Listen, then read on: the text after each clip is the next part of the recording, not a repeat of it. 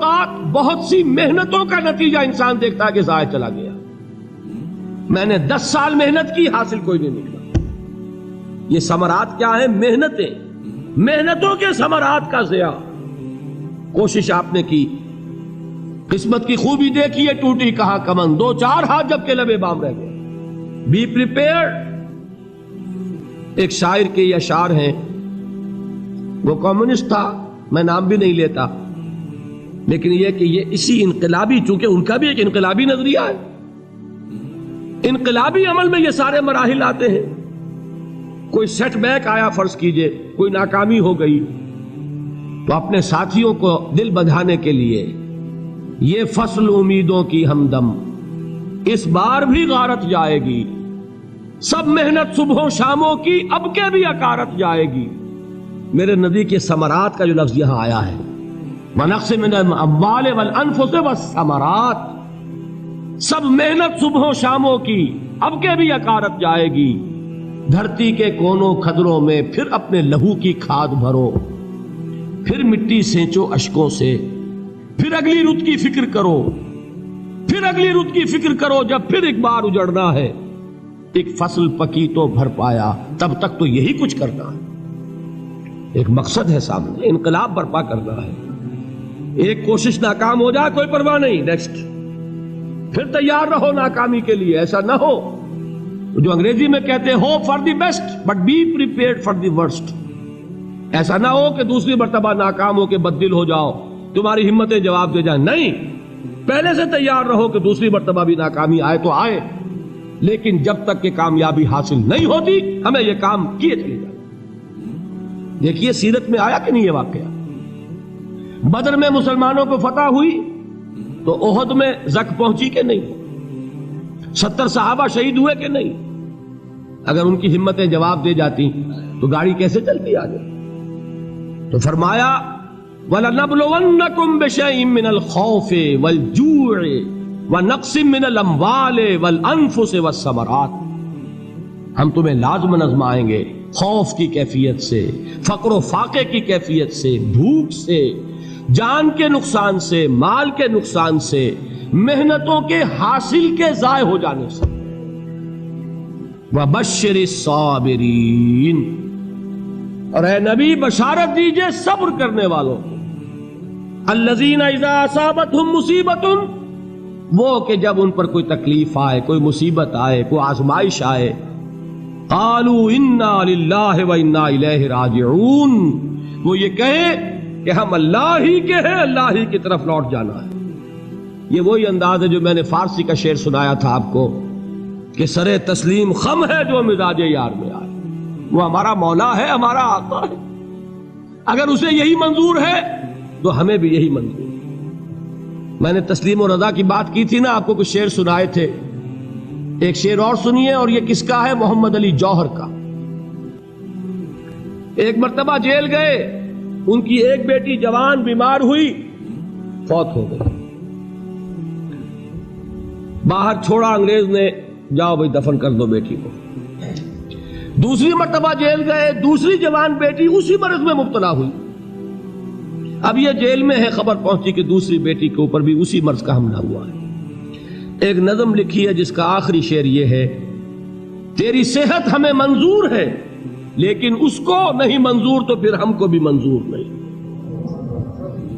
یہ ہے، جب تک یہ کیفیت نہ ہو اس میدان میں آدمی ثابت قدم نہیں رہ سکتا کہ میرے رب کو اگر یہ منظور ہے تو یہی مجھے منظور ہے، اور تیری صحت ہمیں چاہیے تو ضرور، لیکن ہمارے رب کو منظور نہیں تو ہمیں بھی منظور۔ راضی برضائے رب۔ وَبَشِّرِ الصَّابِرِينَ الَّذِينَ إِذَا أَصَابَتْهُمْ مُصِيبَةٌ قَالُوا إِنَّا لِلَّهِ وَإِنَّا إِلَيْهِ رَاجِعُونَ، نہ شود نصیب دشمن کے شود ہلاک تیغت، سر دوستہ سلامت کے تو خنجر آزمائے۔ اولئک علیہم صلوات من ربہم ورحمہ، یہی ہے وہ لوگ جن پر ان کے رب کی طرف سے عنایتیں ہیں اور رحمتیں ہیں۔ وَأُولَئِكَ هُمُ الْمُهْتَدُونَ، اور یہی ہے وہ لوگ جو کامیاب ہونے والے ہیں، ہدایت پانے والے، ہدایت یافتہ۔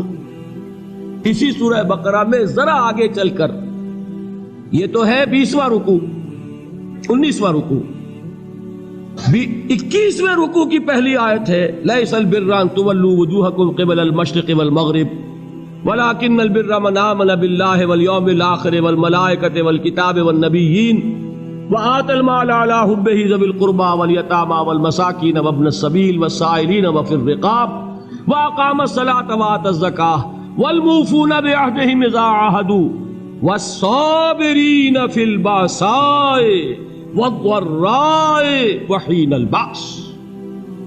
अब ये आयत जो है सूरतुल अस्र में जो मज़ामीन आए थे सारे इसमें मौजूद हैं। वहां ईमान का लफ्ज आया, यहां 5 ईमानियात की तफसील आ गई, अमाल की तफसील आई, और आखिरी बात वहां क्या है, वतवासौ बिस्सब्र, और यहां क्या है, वस्साबिरीन फिल बअसाए वद्दर्राए व हीनल बास, और सब्र करने वाले। असल नेकी उनकी है जो सब्र करें, किसमें, जंग के वक्त, जर्राए, बासाए, बासा कहते हैं फक्र और फाका, वाहिद आएगा बास तो उसके मानी जंग, और बासा जमा में आएगा तो फाका, फक्र, भूख, और जर्राए जिस्मानी तकलीफ, जरर, जिस्मानी तकलीफों में सब्र करने वाले, फक्र और फाके में सब्र करने वाले, और जंग के वक्त सब्र करने वाले।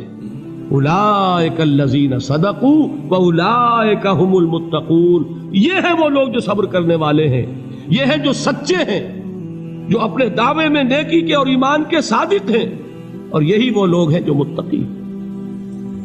अगली सूरत है सूरह आले इमरान, उसमें 2 लफ्ज़ आए हैं, आखिरी आयत, या अय्युहल्लज़ीना आमनू अस्बिरू व साबिरू व राबितू वत्तकुल्लाह लअल्लकुम तुफ्लिहून।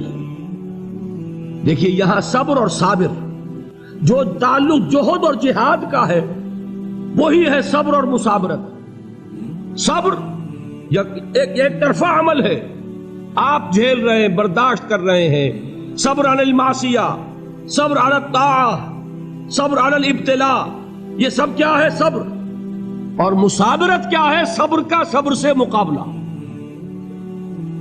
ये सूरह आले इमरान, अब वक्त नहीं है, मैं आपको सुनाता अल्लाह ताला ने कैसे कैसे मुसलमानों से कहा, मुसलमानों तुम्हें ज़क पहुंची है तो उन्हें भी तो पहुंची थी, उनके 70 नहीं मारे गए थे बदर में, उनके हौसले जो हैं वो तो पस्त नहीं हुए, वो अगले साल आ गए तुम पर चढ़ाई करके। तुम क्यों इतना बुरा मान रहे हो, तुम्हारे दिल इतने जख्मी क्यों हो गए, तुम्हें तकलीफ पहुंचती है तो उन्हें भी पहुंचती है। अपनी गैरत जो है हमें जरा उसका जायजा लेना चाहिए। लोग बातिल नजरियात के लिए कितनी कुर्बानियां दे रहे हैं, लोग बातिल चीजों के फरोग के लिए कितनी मेहनतें कर रहे हैं। जैसा कि मैंने अभी कहा था, उसी गैरत को चैलेंज करने के लिए, जरा आपकी हमीयत दीनी को जोश दिलाने के लिए, कादियानी नौजवान कितनी तादाद में अपने आप को दीन के लिए वक्फ करता है, और आप कितने नौजवान हैं जो अपने आप को दीन के लिए वक्फ करते हैं, और हो वो खाते पीते घरानों के लोग। ये नहीं है कि अगर कोई और काम नहीं कर सकता तो फिर यह है कि वो दीन के काम में लग जाए। बासलाहियत लोग, खाते पीते लोग, ज़हनी इस्तेदाद रखने वाले लोग, ऊंचे घरानों के लोग, वो वक्त करें अपने आप को दीन के लिए। उसके बगैर कैसे बाहर आ जाएगी, कैसे रौनक आ जाएगी। तो दुनिया में बातिल नजरियात वाले जो हैं, ये बात कही गई है, मुसलमानों तुम अगर तौहीद के लिए लड़ रहे हो, देखते नहीं अबू जहल को, उसने गर्दन कटवाई है शिर्क के लिए, शिर्क के लिए गर्दन कटवाए, और तुम तौहीद के लिए गर्दन कटवाने को तैयार ना हो। उसने गर्दन कटवाई कि नहीं कटवाई, और किस तरह कटवाई है, क्योंकि बड़ा मुतकब्बिर किस्म का, फिरौन किस्म का शख्स था। जब गर्दन काटने लगे तो कहता है जरा नीचे से काटना, ताकि जब तुम नेज़े के ऊपर चढ़ाओ मेरे सर को तो ऊंचा नजर आए, मालूम हो सरदार का सर। वो बदबख्त मरते हुए भी जो उसकी कैफियत थी ना, उसको ज़हन में रखिए। तो ये उस लोगों ने कुर्बानियां दी, जाने दी। तो फरमाया अगर तुम उनसे ज्यादा कुर्बानी नहीं दोगे, जो नोट कर लीजिए इसको, मुजर्रद अगर हक को गालिब करना अल्लाह के जिम्मे हो तो आने वाहिद में गालिब कर देगा, तुम्हें तकलीफ ही देने की जरूरत नहीं। समझ रहे? क्या अल्लाह के मुकाबले में कोई बातिल की ताकत ठहर सकती है?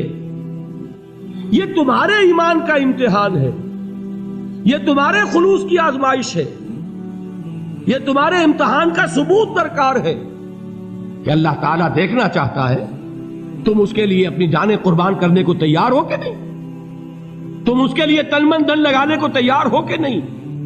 اور یہ جان لو کہ اگر کفار اور مشرکین اور ملحدین اور باطل نظریات والے وہ جو کچھ قربانیاں اپنے باطل نظریات کے لیے دے رہے ہیں ان سے زیادہ اگر تم نہیں دو گے تو حق غالب نہیں ہوگا۔ انہوں نے جو صبر کیا ہے اپنے باطل نظریات پر، اگر تم اس سے زیادہ صبر کا ثبوت نہیں دو گے اپنے اس حق پر تو حق غالب نہیں ہوگا۔ اس لیے فرمایا یا ایھا الذین آمنوا اصبروا وصابروا، نہ صرف یہ کہ صبر کرو بلکہ صبر میں اپنے دشمنوں سے آگے نکلو، ان کے صبر سے بڑھ کر صبر کرو۔ ورابطوا، مرابطہ کہتے ہیں چوکس رہنا، ہوشیار، پہرا دو، ایسا نہ ہو کہ دشمن جو ہے غفلت میں تمہارے اوپر کوئی حملہ جو ہے کر بیٹھے۔ واتقوا اللہ، اور اللہ کا تقوی اختیار کرو، لعلکم تفلحون، تاکہ تم فلاح پاؤ۔